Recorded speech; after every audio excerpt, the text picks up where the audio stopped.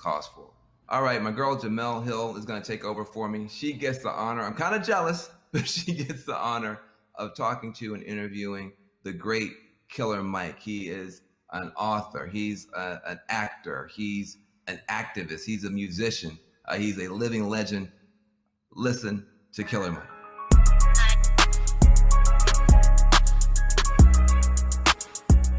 I hope everybody out there has just been taking copious notes, gaining a lot of knowledge, taking some screenshots, because there's just been a lot of really good nuggets that have been shared. Hope you're inviting all your friends in and really having the kind of conversation in this country I certainly have not seen in my lifetime. And I'm curious to hear the thoughts of my guest right now, Killer Mike. Mike, we've been at this moment many times in our country where tragedy has struck. About this issue in particular, we've seen these videos before, but right now it feels like the world is just changing right before our very eyes.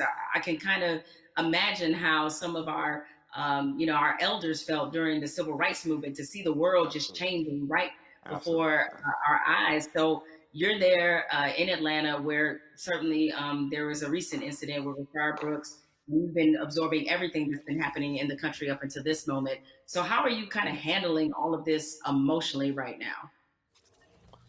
Man, as an American, it's hard because it's just it's a growing pain of sorts. You know what I mean? We know that our country is progressing. We know that on the other side of that progression, that we all are going to be better. I think our community and people who are essentially descendants of the cornerstone of this nation, and the cornerstone of this nation is the Constitution is important, the Founding Fathers was important, but free labor allowed all that to stand. And as the descendant of a slave, and then when I say descendant, I don't mean anything long. My great-grandmother taught me how to sew a button on a shirt as she was sewing blankets that we still use in my house. Her mother was born enslaved. So that's how close slavery is. I know how to sew a button because a slave taught her child to, and that child taught me to. That's how close. So I think that I'm excited that progress is happening, but I know on the other side of that progression, Breonna, Mr. Floyd, brother that was killed here, there are martyrs, and we've long been martyrs for the progression of this country. And I hope that as we enter into another martyrdom, another black person has died at the hands of the state. I hope that we enter this coming out determined to see justice on the front end, and not only when we're angry. I hope that coming out of this, the young people that are in the streets organizing, continue to organize in the time of peace like they are in time of war, because they're organizing effectively. They're causing systemic change in the immediate and not some protracted campaign. And I support that. And plot, plan, strategize, organize, and mobilize. And as long as you keep doing that, you're going to capitalize off the gains that you're making. And I appreciate, and I don't mean capitalize in a monetary way. I mean, these kids are capitalizing, progressing. Organizers on the ground level who've been working for years campaigning around police brutality and violence have in an instant been able to organize people to progress law. Yeah, it's been a lot of impressive moments. I mean, you mentioned about how the young people, they're so organized, because I think about the progression from, say, Ferguson to now, and it's been pretty outstanding when you think about it. What has impressed you the most about what you're seeing right now? What has impressed me? That in '92, we rioted in Atlanta. There were riots in other cities. There were riots in Los Angeles. But there was such a stronghold on information, local news wouldn't let what other cities know until after it was over. What's impressed me is the ability to use technology. We haven't gotten as efficient as Hong Kong, but it's coming. You are seeing at a day and age where in an instant, people are able to mob on a place. People are able to say what needs to be said and go and get ghosts. You're seeing in an instant what our grandparents were able to do. Like we have a house party app in which people can sit down on that house party app. You can organize with those 8 people to know what are we going to do in school, what are we going to do in local school boards, what are we going to do with city council. Our grandparents used to have to do that in the basement. Now you're able to do it over your phones and organize effectively and immediately. So I'm impressed by the level of organization I've seen. Because when I was an organizer at 15, 16 years old, we'd have to literally meet for 30 days to plan something that you might strike that might be 3 hours or even 30 minutes, but you're constantly there. These kids are able to do it, and these young people and these organizers are able to do it in a blink of an eye. But that only happens when you train like Floyd Mayweather. Organizers are like Mayweather. They never not training, and I think that these are the people, again, that we should be looking to follow in these times. But you dropped a mention of the House Party app. Mike, are you on House Party? You use it? I just found out about it. I got the cool people in my life helped me to what's new. The 2 apps I'm most interested in right now are House Party, and there's an app called Convos that allows me to speak directly back and forth with people. That's a lot cooler than sometimes Twitter, where stuff gets lost in translation. But I'm still over there tweeting with the angry moms and dads. Shouts out to the old folks. I think about where activism was on this issue in particular when Ferguson happened, and looking at it now, and while there was definitely a lot of positives that came out of Ferguson, particularly the Black Lives Matter movement, seeing the level and the difference is that clearly there was a lot of lessons learned there, and they've applied them now, and so it definitely seems much more cohesive, and that's been impressive. What has impressed you about what you're seeing, especially from these young people who really have seemed to seize this moment? What I've seen be most beautiful about this time is kids have the ability to adjust and move and be like water. They're truly plotting, planning, strategizing, organizing, and mobilizing. The skateboard kids came in. Usually you would see in the 60s, Black people look like me. We'd make public protests. We'd get our heads split open. Sympathetic whites and allies and people who truly believe in freedom, justice, and equality entered the stage. Now, not only are you beating Black people, you're dragging off white people.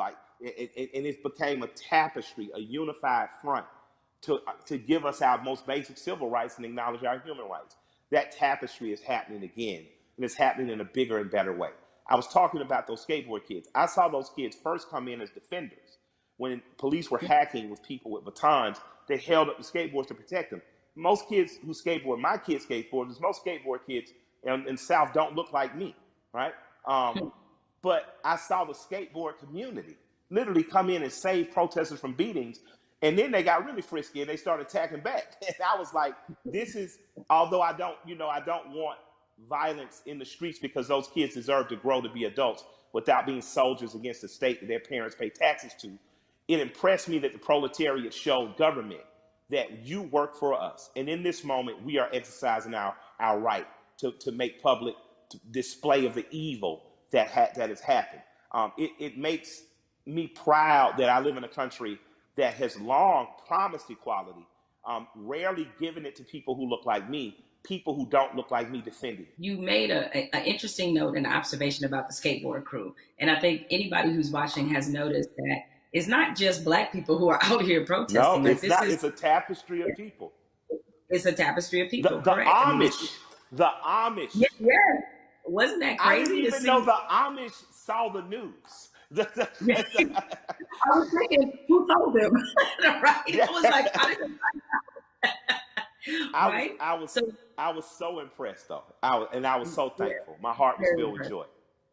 Yeah, so you're seeing all these different types of people that you never thought this issue would resonate with them. It kind of reminds me of your music. Your music is unapologetically pro-Black, unapologetically, right? Absolutely. But yet, when you look at a Killer Mike fan, it's across multicultural section of people. Yes. Why do you think your music is able to resonate that way, despite the fact that you are also clearly talking to your people? Yeah, I'm proud to be me. I like me. I like Black people. I'm not making no excuses. I'm not making no apologies coming in the door. I love us. I am in love with us. And because I love me, it has nothing to do or affecting my love of others. I have a very good friendship with East Indian cousins, Raj and Neil. They own the store right next to Walters on what's happening. So if you're from Atlanta, you know about Walters. If you're a big guy from Atlanta, you know about, the store right next door. These guys have always just been good to me.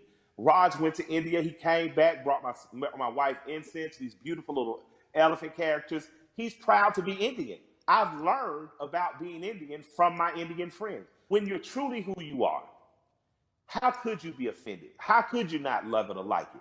Like, man, I'm a part of the original people on earth. I'm from the continent that birthed all humanity.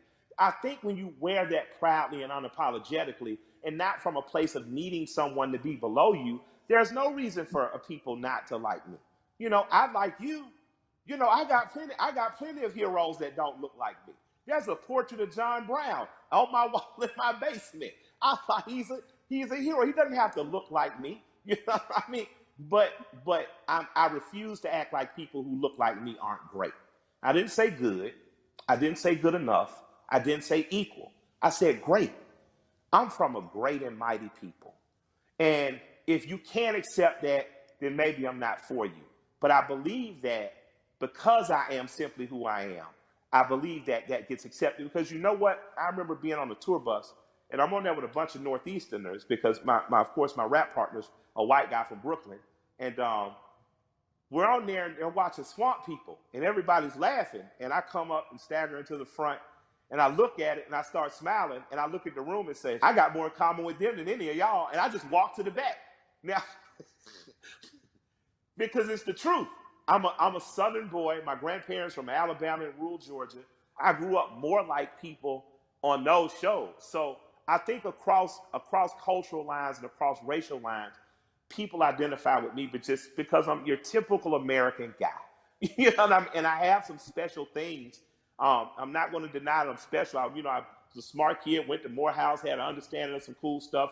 I married a beautiful woman. That helps, you know. But I think that ultimately what resonates with people is that I'm a regular guy. One of my best friends in the world is a white guy from Brooklyn. So I think that people understand that I have the ability not to look past your race or ethnicity, not to look past who you are culturally, but to look at it and love it and learn from it without wanting to co-opt it or be it. What you're talking about in a very succinct and robust way is really allyship. And that's Absolutely. Been a word that, you have it sounds like you have a lot of really great allies that are in your life. Now in this moment, I've gotten the question constantly. I assume you have too, about how to be an ally. You know, what do I have to do? Right. I've had so many conversations with white people, like really good friends of mine in the last 2 weeks where all right, guys, I appreciate your enthusiasm, but but hold on. Hold on a second. But nevertheless, that being said, is that, what would you say to somebody who wants to not only be an ally, but be a good ally? If you want to be a good ally in this moment, white corporation, white person with the means, that's a worthy allyship. On a ground level, if you're just working hard every week, you don't know what to do, you're an electrician, you're a plumber, grab one young man who doesn't look like you, a young woman, and teach them that trade. That's allyship. Allyship isn't just throwing the money, but if you got the big money, put it towards somewhere. But on a very real and basic level, my son had an accident with a man named Keith. I bought my son a car. My son Malik, with a very pretty girl in the front seat, rear-ended this guy Keith. Calls me. I pull up to Keith and the police officer. I say, if he'll allow me to handle this privately, I just don't want to call my insurance company because, I had just got in an accident. I drive fast. My son, Keith, in good faith, gave me the opportunity to do that. And me and this man became friends. I'm literally friends with this white man who told me about Atlanta pre-white flight and desegregation, who's taught me about fatherhood and the importance of presence in your child's life. That doesn't happen if we're not open for it to happen. So an allyship with white people doesn't have to be an organization of saving the world. But you do have to do what me and Keith did. You do have to, on blind faith, trust someone who doesn't look like you and allow that person to educate you. So an allyship is not just calling your black friend saying what I do. It's going to black organizations that might be local and saying what am I do. It's calling your friend and saying, what's the next thing you're doing? And I want to be an extra set of hands. Doesn't mean you get to go to the black people meeting, but it does mean if they say I'm going to feed people on Skid Row, you show up. And you show up with empathy and care, and you do it. And I'm going to tell you, we need doctors in that space. We need lawyers in that space. We need legislators in that space. We need the people who are really empowered to be in that space, because there's some things that need to happen on ground level that once the grassroots people have gotten it here, there needs to be money put behind these things. A lot of the problems that we have now that are erupting could have been solved in 96, 2006, 2016, and all these other years, but we chose not to because we trusted the right thing's going to happen. Right thing's not going to happen unless we make it. And after that, you have the potential to truly be brothers and sisters. You have the potential to be past the letting cultural, national, religious markers evict the fact that I know that I'm talking and I'm with a human being, and at our very core, past any physical difference, my job is to honor the soul of that other human being. So there's no need to have allies because I'm not at war. I truly have a brother and sister. There's no need to have an ally because there's no threat of war. I refuse to send any 18-year-old boy or girl off to die. And that has to be something that's much, much deeper than policy, much, much deeper than the human condition in the last 500 years. We have to get back to that. So that's my humble opinion. I don't know, where that takes white America, but I hope we stay standing up, fighting together. Mike, we've been having this great conversation, and a lot of people watching, they probably want to know, because again, these things happen in flashes where 1 minute we're talking about this, everybody's fired up, everybody's willing to do things, and then the next minute, the momentum dies. So how can the people who are watching now, how can they keep this conversation, this action, this momentum going? Take this conversation, get 8 to 10 people around you, your neighbors and people who live within 10 square miles, and start to see what you can do to affect. And then connect with other people that may be in closer proximity, 30, 40, 50 miles, even another city or places that are doing it right, in other places. Connect with those people and just if all of us do a little bit, no one has to do a lot. If all of us do a little, if all of us pick a little to do, no one will have to do a lot. That's a word right there. If we all do a little bit, nobody has to do a lot. Has to do a lot, absolutely. Nobody has to do a lot. Mike, I have enjoyed this conversation like I enjoy every conversation with you. I can certainly talk to you.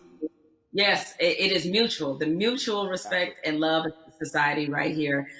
Thank you. And more importantly, thank you for everything you do on the ground. I mean, so many people, I knew that you tell the truth the way it needs to be told, but a lot of people during this time of crisis have been exposed to you and understand that, you really are for the people. This is called We the People. This is you all day long. So thank you for all the work and all the inspiration, all the words, everything that you're adding to this conversation, and more importantly, to this action. With that said, we have to say goodbye, but we don't have to get out of here just yet, because I'm gonna toss this on to my brother, Van Jules, who can take it from here.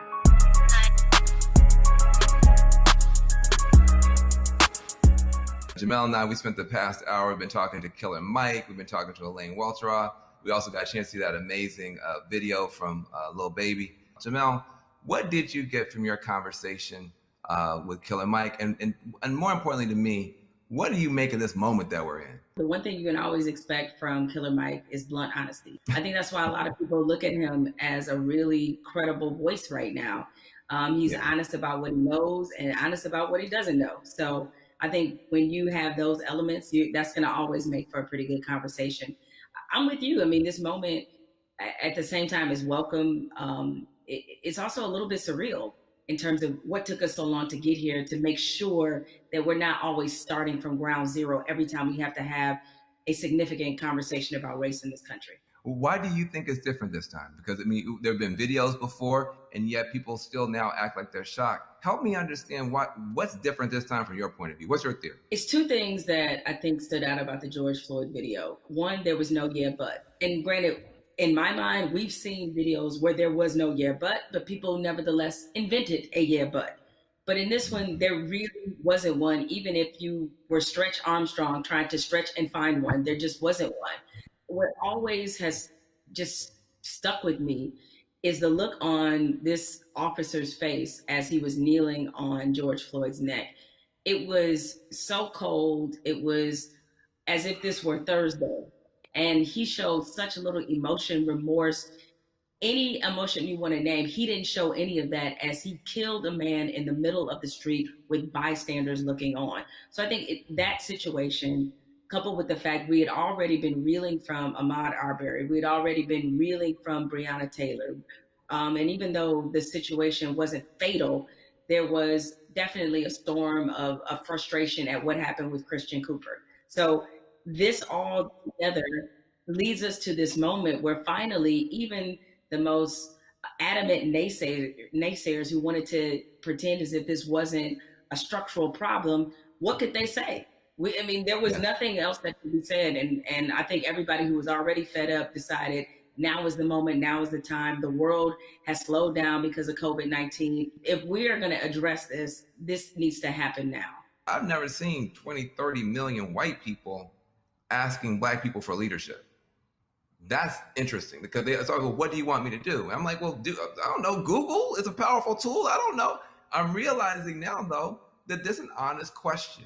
How do you think that we as African Americans and our allies can rise to meet a moment like this and actually accept the fact that we may actually have a couple million new allies? And how do we deal with that? That's new for us. I'm glad you used the word leadership because there's a difference between us being put in a leadership position and us being put in an educational position. The educational part, we're long past, right? Like we don't want to be educating anybody else about race. We're not here to soothe you. We're not here to make you feel better. But leadership is something different. And it looks different depending on how you want us to take that leadership. Certainly, we are accustomed to being a voice on these issues. We're accustomed to setting the agenda. It's fine if we continue to lead in that direction.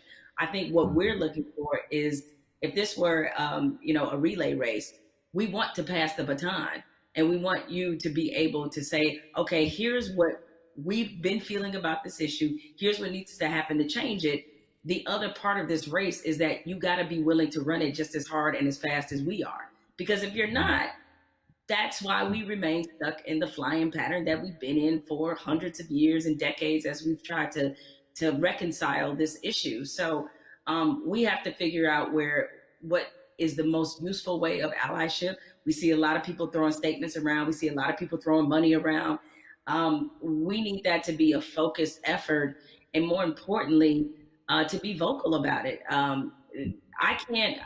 I can't take any more double-sidedness. There can be no more other siderisms, if I may make up a word, meaning that you give over here and you're a company that is like, yeah, Black Lives Matter, except for in my boardroom where they don't, or except for in my organizational chart where they don't. So I'm done with that, right? That's great. Charity's great.